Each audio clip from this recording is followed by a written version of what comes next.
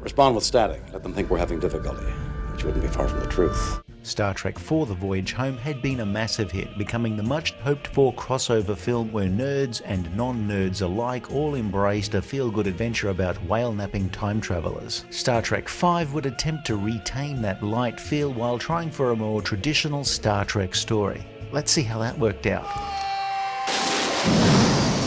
Star Trek V: Final Frontier.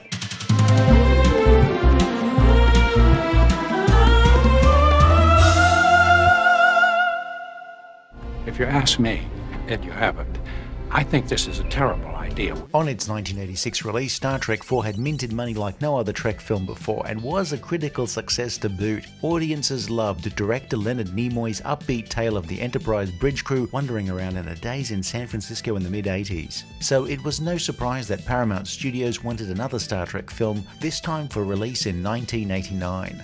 In the meantime, they had launched the first-run syndicated series Star Trek: The Next Generation, which introduced a completely new crew. While its first few years were shakier than a house of cards built on the San Andreas Fault, it had kept its audience hooked enough to tune in.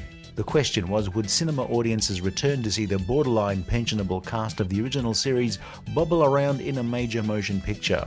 Leonard Nimoy had directed the third and fourth Trek films, and somewhere along the line he and his co-star had contracts that in essence equalized things like their level of remuneration and their participation.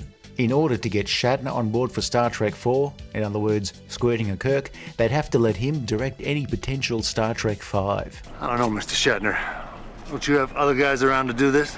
Look, at the time, nobody thought of this as being a terrible idea, mainly because A, hey, Nimoy was an actor and his films were okay, B, Shatner had previously directed a healthy number of episodes of his recently ended series T.J. Hooker, and C, they weren't quite ready for a Star Trek feature without Captain Kirk. Look, kid, I know how much you want it, but you want it for the wrong reasons.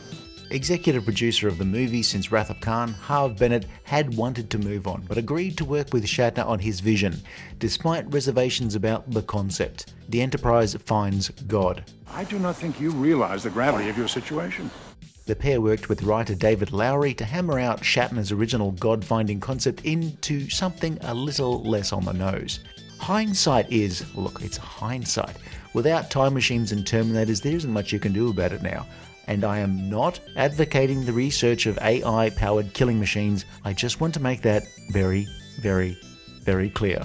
Star Trek V: Final Frontier opens on Nimbus 3, a failed attempt at making a planet of peace. One of the inhabitants meets a guy recruiting for his crusade, a guy who turns out to be Sybok, a Vulcan who laughs. Well, that's a twist of lemon. Kirk, Spock and McCoy are on holiday in Yosemite National Park. It does have a flavoring I'm not familiar with. Aha, that's the secret ingredient. You got any more of that secret ingredient, Bones? Be my guest. Thank you. Scotty and Uhura are sharing a romantic snack of Doritos while they're trying to get the new Enterprise A up and running, and Chekhov and Sulu, the ship's veteran helmsman and navigator, are lost on a hiking trip. Laughing Boy Vulcan Sybok attacks Nimbus 3's only settlement to capture the diplomatic representatives of the Federation, the Klingons and the Romulans, which funnily enough consists of a human, a Klingon and a woman with pointy ears who apparently does voiceovers for erotic movie trailers. 20 years ago, our three governments agreed to develop this planet together. The Enterprise A is sent to deal with the problem, despite its teething troubles. On Nimbus 3, a landing party lands away from the settlement, and, to cause a distraction, Uhura strips down to perform a fan dance in the moonlight with some palm fronds, which is apparently the new streaming meta. As for the rescue mission, just like the film, things don't go so well and they're all captured. Sybok wants a starship to take him and his followers somewhere special. Meanwhile, Klar, a rogue Klingon, which doesn't seem much of a stretch, has decided he is going to kill Captain Kirk for his own reasons, and so he and his bird of prey pop up from time to time whenever the script starts to buckle under the weight of its own ineptitude, like the time my idiot mate David heavily invested in a company that, due to a tragic typo, mass-produced solar garden tights. You must surrender. You must kill me. Shoot him! On board the Enterprise, Spock reveals his relationship to Sybok. I ordered you to defend your ship. You ordered me to kill my brother. You mean he's your brother? What a twist to lemon. Sybok has amassed loyal followers, not through brainwashing, but through a type of psychoanalysis. By making you face your pain and draw strength from it.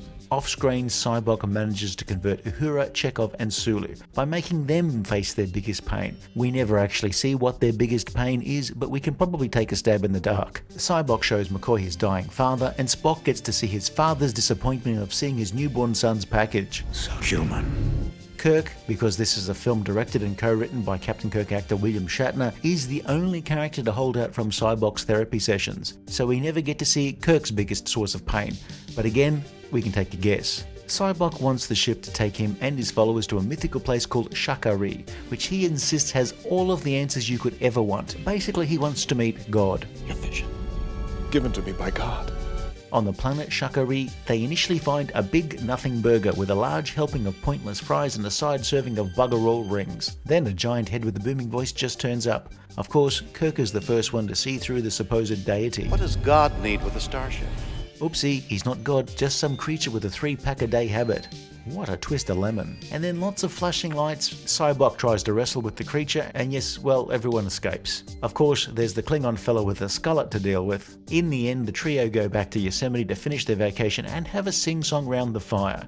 The audience, who were still in the theatres, were in tears, possibly because they had gotten their foot trapped in the seat in front and their legs went numb and they couldn't get out of the theatre sooner. Stand back! What are you standing around for? Do you not know a jailbreak when you see one? Star Trek Final Frontier is considered the very worst of the Star Trek films featuring the original series cast. Okay, for the people out there who seem to like the worst entries of any franchise more than the ones with a positive critical consensus, okay, that's cool and all. But as far as this review is concerned, Star Trek V is pretty ordinary. Maybe it's not an outright disaster, but just it's so mind-numbingly average that it feels like a very middling TV episode expanded into a not particularly engaging adventure. This film was at a time before Star Trek The Next Generation had found its space legs at the start of the 3rd season, which would be about 3 months after this film showed up unwanted at multiplexes, like Auntie Beryl knocking on your door on Christmas morning. Jim, you don't ask the Almighty for his ID. Star Trek V's basic premise, the search for God, was rewritten whenever Shatner's back was turned to tone down the idea that Trek would actually find God, and instead it was just a creature mistaken for God. While few initially thought Shatner would be a terrible choice as director, the central idea was hated by pretty much everyone, but the power of the Shat overrode any and all objections. The writing process, actually yes there was a writing process, was interrupted by the Writers Guild strike of 1988. But in hindsight, unfortunately, it wasn't interrupted enough. At some point, the studio was starting to lose faith in the project, I wonder why, and the budget was reduced, meaning some of Shatner's ideas would need to be scaled back. A massive effects-driven set piece on the planet Shakari was cut, and it's the budget battles that the director would later point to as the prime reason for the film's relative failure. Sure, Jan, Star Trek V managed to wrangle Jerry Goldsmith back to provide a decent score, reusing his theme tune from Star Trek The Motion Picture, which had also recently been repurposed as the theme tune to Star Trek The Next Generation. Next Gen being in production was helpful, as a lot of standing sets for that series were redressed for use in the film. Shatner brought in TNG's production designer Herman Zimmerman to design new sets. We have a different take on a Bird of Prey interior and a bright new look to the Enterprise A bridge. But as we said, a lot of the ship interiors were just taken from the existing TNG sets. Aside from the essentially serious and potentially contentious subject matter, the rest of the film aims to keep things light. Whereas Star Trek IV was organically funny, Star Trek V Final Frontier treats the supporting cast like buffoons. Admit it, we're lost. All right, we're lost. Sulu and Chekhov being unable to navigate is meant to be cute, but it doesn't come off that way. I could use a shower. Yes. It's a film that when it tries to be funny, at best is cute, and cute can be annoying, or it can be funny, I don't know. Scotty's best scene... I know this ship like the back of my hand. Well, I laughed, but mainly at the remix versions.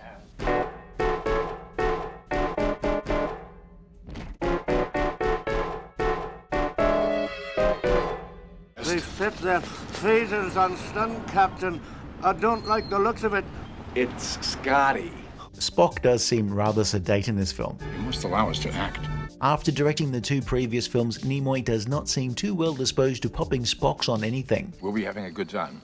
God, I liked him better before he died. Shatner, who delivered 3 excellent performances in a row, is far less dynamic than usual, perhaps because being the movie's first billed star and director was not an easy gig. Me? What did I do? DeForrest Kelley, ever reliable, manages to get through relatively unscathed. You really piss me off, Jim. While Nichelle Nichols, George Takei, Walter Koenig and James Doohan grin and bear it. The film wastes David Warner in a small role, while most of the other cast members make about as much impact on the film as a soap bubble trying to attack Airwolf. Lawrence Luckenbill drew the short straw of trying to be the villain, but one that wasn't too much like Khan or Krug. The character of Sybok was based on late 80s televangelists, though he's less of a deliberate conman in this film. Luckenbill is okay in the role, but he's not necessarily charming or scary enough as an obsessed man searching for answers that you're never going to get from a Star Trek movie. Is God really out there? Maybe he's not out there, Bones. Maybe he's right here. Shatner had originally wanted to get Sean Connery to play Sybok, despite the difficulties that may have caused in post-production during ADR sessions. It's me. It's Sybok. Unfortunately for this film, or perhaps more accurately, fortunately for Connery, he was committed to making that year's Indiana Jones and the Last Crusade. Had he been available, knowing some of Sean Connery's choices in later years of his acting career, he may well have appeared. Sybok's goal in the film, Shakari, was actually named after Sean Connery as a sort of tribute. History does not record if Connery was actually cool with that. Despite having a number of TV episodes under his belt, William Shatner was still a first-timer as a feature film director. His direction is reasonably solid for the most part. Let me do something.